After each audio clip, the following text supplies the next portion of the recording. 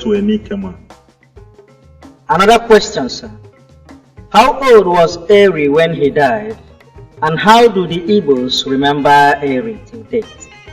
Eri, the first ancestor of the Igbos, died at the age of 140 years. He was buried at Obugad in Aguleri. Obugad could be located till date, that it serves as a tourist place for the Israelites. The native people of Aguleri remember their grandfather Eri so dear. They perform annually a traditional feast in remembrance of the return of Eri. The Igbos, while describing a very long time ago, used to say Mberi or Erimbe, meaning long time ago. Aguleri is the ancient Edo kingdom, narrated in some of our Igbo folk tales of old. Another question, sir. How true is it that Eri was a man of wealth and means? Answer. Eri was wealthy and resourceful, almost like his great-grandfather Abraham. The wealthiness of Eri could be seen today in his descendants, that the Anambra people of Nigeria was home to the wealthiest citizens in Nigeria and beyond. Sir Louis Odumegwu Ojukwu was the first African to be a millionaire. Another question, sir. Can you also tell us something about Arode, the younger brother to Eri, and where can we locate his descendants? Answer. Arode was the immediate younger brother to Eri, as recorded in Genesis chapter 46 verses 16. Having lived together with his brothers, later dispersed to begot the present Arochukwu kingdom. Arode was as industrious as ever and naturally blessed with the gifts of arts and craft. This could be shown in some of his descendants, the Abangwa people of Aba, that they were the first industrialized developed part of Nigeria and known till date as the Japan of Nigeria.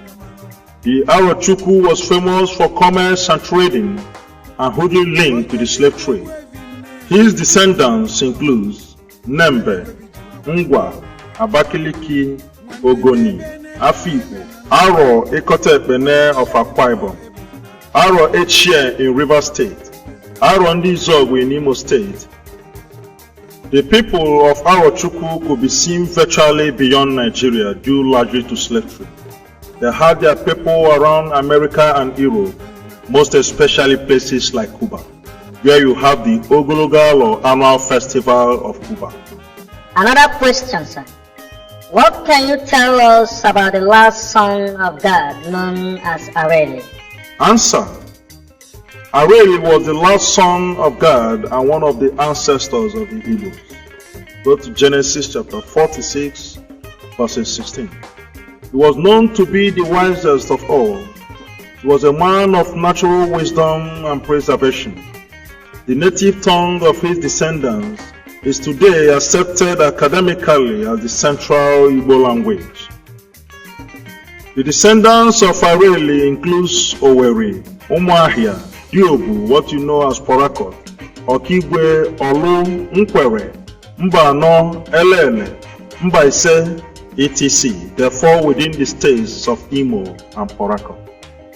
The wisdom of Areli was demonstrated and seen in one of his descendants, known as Olaudah Ekwano, who was a victim of slave trade to Britain. He was the first slave in history ever to buy his freedom with his money at the age of his early 20s. Olaudah Ekwano hails from Ekwano in the present Umuahia. He was the founder of the first British black political movement. He fought for the liberation of the slaves everywhere around Europe, that he liberated the slaves in Britain and settled them in the present Sierra Leone. He gave them a capital known as Freetown. His other name could be known as Gustavus Vassa.